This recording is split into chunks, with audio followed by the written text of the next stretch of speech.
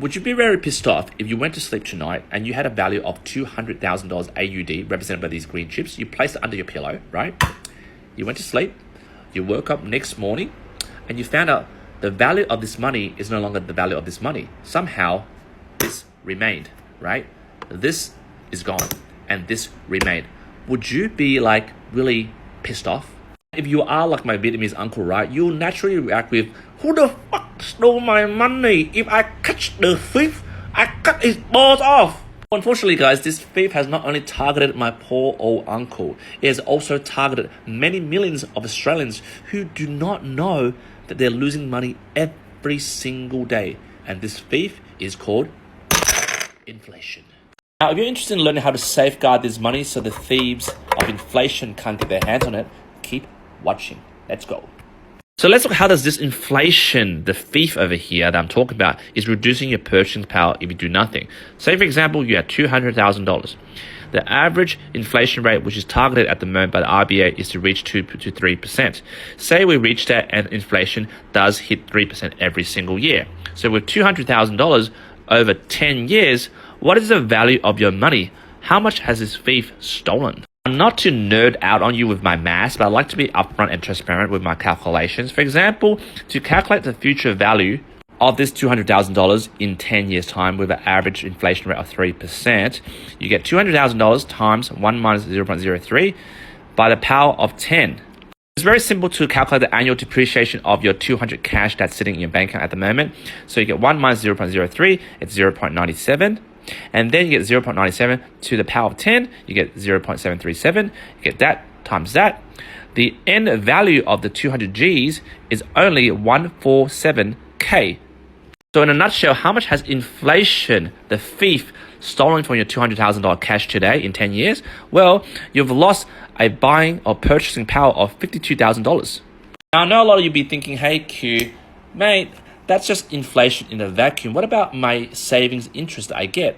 What about this, mate? I get an average of, like, for example, 5% on my 200 Gs. Have you accounted for that? Yes, I have. That calculation over there was just for noobs who do not have a freaking clue of inflation. But let me add those adjustments and I'll show you the difference right now.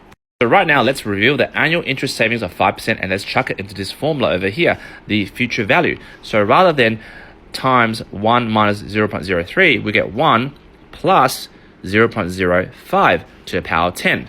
Over 10 years, that will review a future value of this 200K to $325,000. Despite the fact of the annual interest of 5% savings on your money, 200K per year, inflation, the thief over here, still has the power of annual depreciation on your money. So going through these figures again, this $325,000 only has a purchasing power of $242,000. In 10 years' time, 200K only has a purchasing power of 242K. If you do simple maths, 42K over 200K, that is about a 20% return on investment of doing jack shit with your money and letting inflation depreciate your money every single year. And this is not accounting for the taxable income you'll pay on the interest you've been receiving every single year.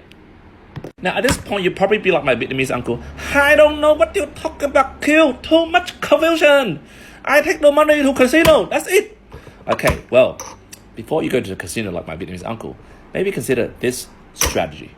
Say you have $200,000 and you really want to hedge your risk against inflation and you're not really happy with the 20% return on just parking into a high savings account. Before you go to the casino and put on blindfolds and then chuck this on a roulette, red and black, hit the number, please.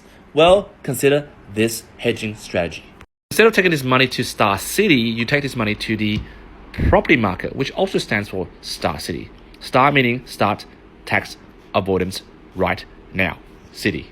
So step 1, not financial advice, but if you're in Sydney, you get from your 200K over here, you get 40K and you park it to a 5% deposit to purchase a $800,000 property.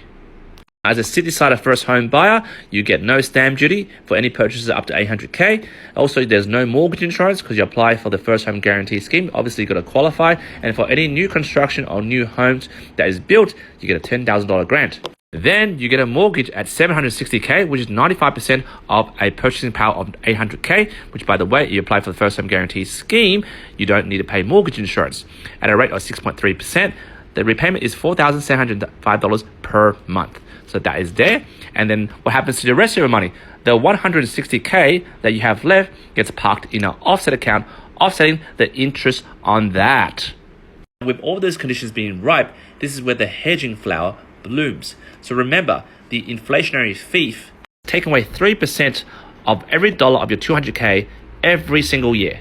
Now, despite where you have your money, either you have it in a savings account by doing nothing or in an offset account by doing this, the inflationary thief is still gripping your balls every single day with a 3% depreciation on your purchasing power, whether you place it here or you place it here.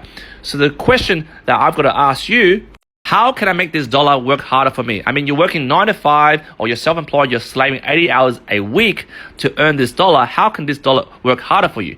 If you placed it in here by doing nothing, this 200K every day earns you 5% interest. This $1 earns you 5% interest.